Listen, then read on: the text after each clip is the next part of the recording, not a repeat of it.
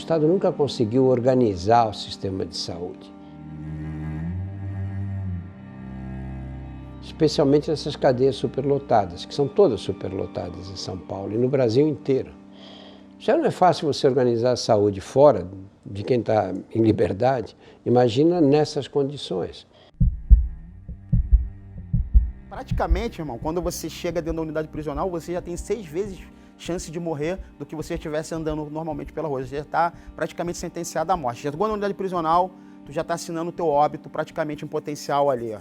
Você já é um morto em potencial.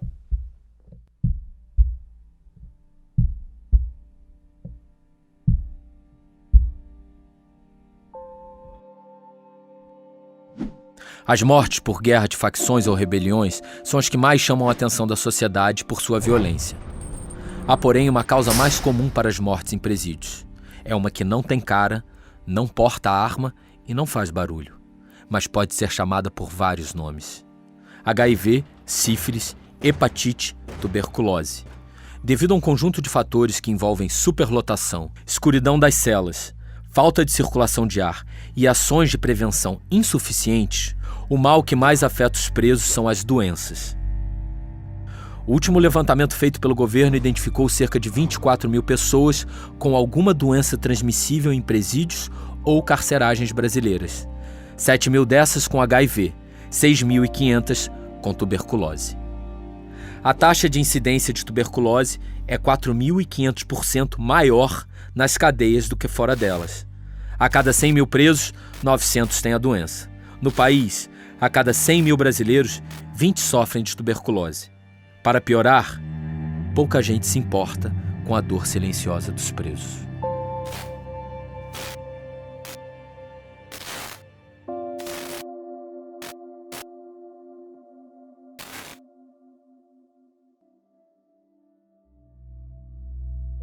São doenças infectocontagiosas para todo lado, né, micoses, das quais o próprio preso terá que dar conta, porque não tem um sistema de saúde que o atenda.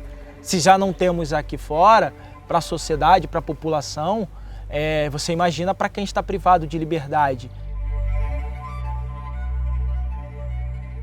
Quando a gente olha a incidência dessas doenças ou desses agravos que os presos dizem, né, possuir ou ter ou sentir, quando a gente compara com a população em geral, com a população liberta, esses números nos presos é surpreendente. Eles morrem muito mais de doenças do que de violência. O percentual de óbitos por violência é em torno de 10%, enquanto o de morte por doença é mais de 80%. E a grande maioria dessas doenças curáveis. Então a gente pode imaginar que as mortes poderiam ser evitadas.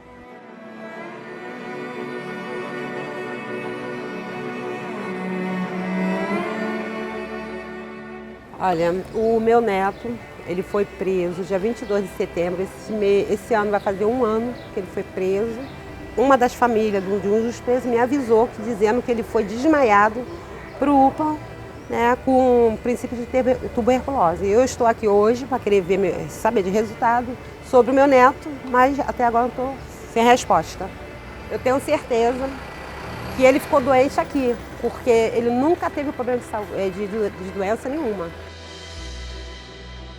A questão da tuberculose, a gente sabe que a tuberculose é de longe a doença mais frequente, mais potencialmente grave do sistema prisional. A gente tem uma tendência a pensar que as pessoas adoecem de tuberculose na rua e elas que trazem a doença para a prisão, mas a gente fez um estudo aqui há alguns anos que mostrou que isso não é verdade. É a prisão que amplifica a transmissão e favorece o adoecimento dentro da cadeia. E acaba sendo, para alguns, uma pena de morte, quando eles morrem dessa doença porque estão presos. Porque o país ele é subdividido em 8 zonas bioclimáticas, cada uma dessas zonas bioclimáticas tem particularidades, né, parâmetros distintos. Então, por exemplo, um estabelecimento, uma arquitetura que eu estou projetando para o Rio Grande do Sul não pode ser a mesma que eu projeto para Alagoas. Nós temos um índice muito alto de hanseníase e tuberculose dentro do sistema prisional. Então, a ventilação adequada e o layout da cela sendo projetado de forma adequada, permite que essa ventilação vá, né, limpe, pelo menos, essa cela e dê uma condição de maior salubridade e de menor potencial de transmissão do vírus, por exemplo. Quem é esse aqui? É seu pai? É? Você sente saudade dele? Sente? Ah, tá bom então, agora você pode ir lá. Que ele passou mal uma noite e uma visita que foi visitar um outro preso falou com a gente que ele foi carregado para o hospital. E chegou no hospital, ele fez um exame e constou que ele estava com a tuberculose. Aí a visita foi e passou pra gente isso.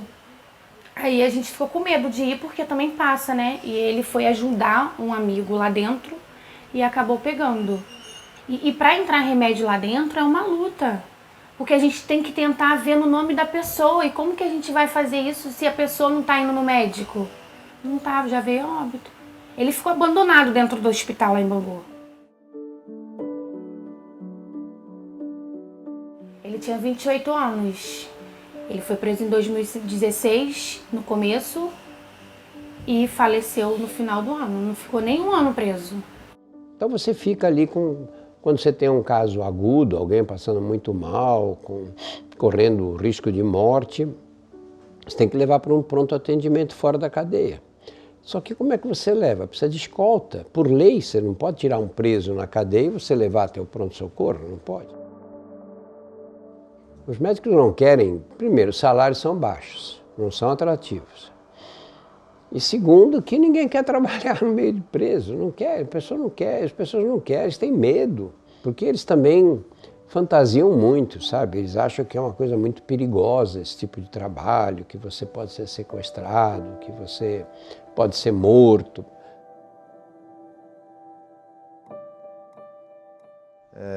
A minha saúde debilitou um pouco, né? Eu lembro que eu cheguei a ficar tossindo muito. Você fica numa friagem o tempo todo, na pedra, forrada com jornal, disputando espaço úmido com espaço seco, com ratos às vezes, né? Porque o resto de quentinha era jogado num canto. Ficava aquela coisa, sabe, muito inóspida mesmo, sabe? Mas eu vi muita gente muito mal mesmo, muitas doenças. Eu vi no Frei Caneca as pessoas descerem. No Frei Caneca, então, eu vi experiências das pessoas descerem com tuberculose ou com qualquer outro tipo de doença e voltar perturbado, né? Porque tinha um hospital do maluco ali embaixo, as pessoas, não sei o que eles faziam, que as pessoas voltavam pior, né?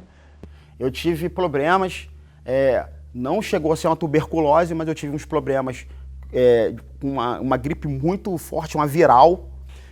Tive um problema também de pele de furúnculo, né? Tive furúnculos pelo braço. Uma situação que me marcou muito, e eu sempre cito, é o fato de nós termos acompanhado o processo de morte de uma pessoa.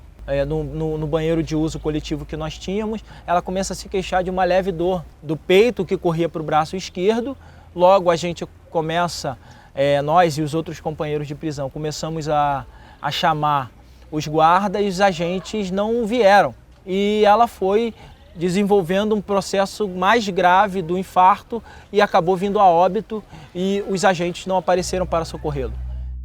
Eles pleiteiam esse atendimento, mas esse atendimento muitas vezes é filtrado pelos agentes penitenciários que avaliam a legitimidade ou não daquela demanda. E aí também, os presos se contaminando, a gente tem também os agentes penitenciários no mesmo cenário, também adoecendo e saindo da unidade, indo para fora e também levando. E acaba que eles têm que passar por cima de uma porção de coisas. Eu sei que acontece uma porção de conflitos na mente desses guardas, né? Causa muito, e o Estado abandona eles também. Eu, graças a Deus, não fui acometido de doença nenhuma, mas nós não recebemos atenção devida, né? Você tem uma perda de material humano muito grande. Você tem servidores que se aposentam precocemente. Você tem, às vezes, mortes provenientes da negligência desse Estado, que acarretam processos judiciais que fazem com que nossos impostos cubram essa perda. Nós estamos, para você ter uma ideia, tem unidades hoje que nós temos 4.000 presos com 5 servidores. Obviamente que isso gera uma instabilidade emocional nessas pessoas. Então, metade das pessoas que estão no sistema prisional tem um emocional muito instável, e você está num ambiente que é promíscuo, insalubre, inadequado, superlotado, sem você saber se você vai sair ou não. Você imagina, você está andando na rua, liberdade total, faz o que você quer, pega um ônibus, pega um metrô, vai passear, anda 5 quilômetros a pé e de repente está trancada num lugar, numa cela. Isso tem um impacto muito grande. Que é algo que muitas vezes não é percebido de uma maneira mais rápida ou não é dada a devida importância, mas a gente tem um número de mais de 70% dos presos e presas dizendo que tem algum tipo de sofrimento psíquico, e a questão da depressão aí ranqueando essa questão. E você não tem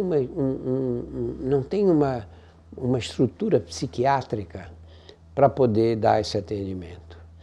E os transtornos psiquiátricos nessa população têm uma prevalência maior do que na população geral, porque você lida com todo tipo de gente ali, né?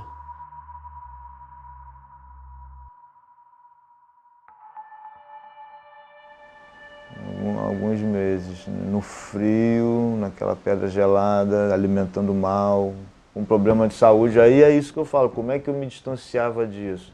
Me distanciava disso no exercício mental e do corpo. Eu mantendo a minha higiene mental e do corpo, eu tentava manter a higiene no quadrado que eu pudesse interferir. Uma dessas unidades prisionais em Neves, a gente observava várias tentativas de suicídio, inclusive intervir em muitas delas, né, tirando o cara da corda, né, tentando imobilizar um cara para que ele não viesse cortar os próprios pulsos. E detalhe, existe um processo também terrível, que é a notificação desse corpo para a família, que muitas das vezes nem chega. Às vezes a família vai receber essas notícias no momento que vai visitar o preso, e o preso já se encontra em óbito.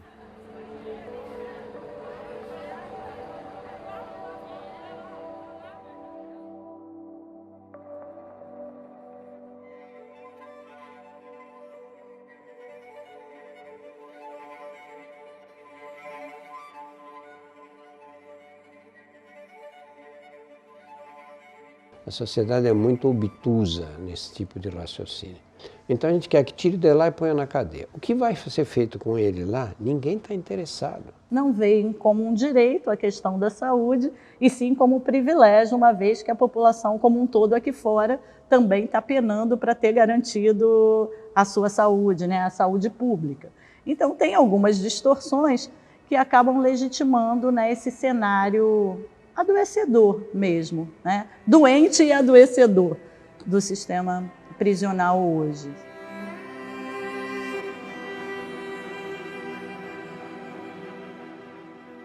Muitas pessoas vão sair dali e vão voltar para o âmbito social, sabe? Vão conviver novamente. E qual é o resultado disso tudo? Quem vai pagar por isso, né? Quem está na linha de frente para sofrer o dano da prisão, para sofrer os ataques, para sofrer tudo que a prisão causa? Então o Estado, ele tem esse tripé de culpa, tá entendendo? O próprio agente, quem sofre o dano e quem comete o dano, são todos abandonados e negligenciados pelo poder público.